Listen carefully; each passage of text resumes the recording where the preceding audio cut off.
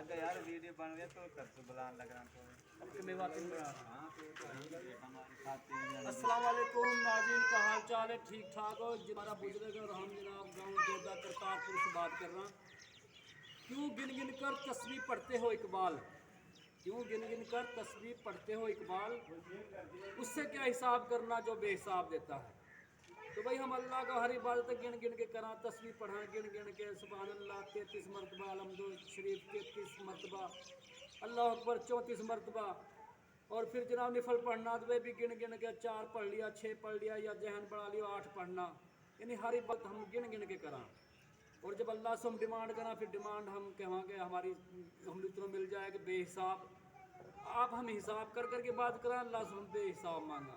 एक मकान मिल जाए, दूसरा की ख्वाहिश, दूसरा मिल जाए, तीसरा की ख्वाहिश, लाख मिल जाए, 2 लाख की फिक्र, 2 लाख मिल जाए, 10 लाख की फिक्र। यानी हमारी जनाब जो लालच है ना वो अंदर से ख़त्म ना हो गए।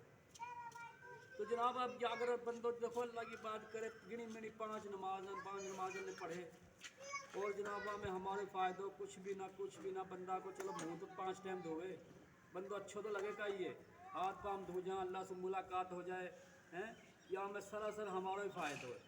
अल्लाह को तो कोई फ़र्क ना पड़े, अगर सारी दुनिया जनाब नाफरमान हो जाए, अल्लाह कह रहा तो जर्रा बराबर भी फ़र्क ना पड़े। अगर सारा इबादत गुजार हो जाए तो भी जर्रा बराबर फ़र्क ना पड़े।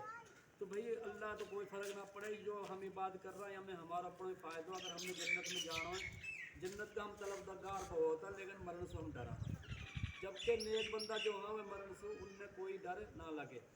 जब हम नेकी करेंगे तो फिर हमें फिक्र होएगी यार मरेंगे तो जन्नत में जाएंगे ना, मरे बगैर कैसे जन्नत में जाएंगे।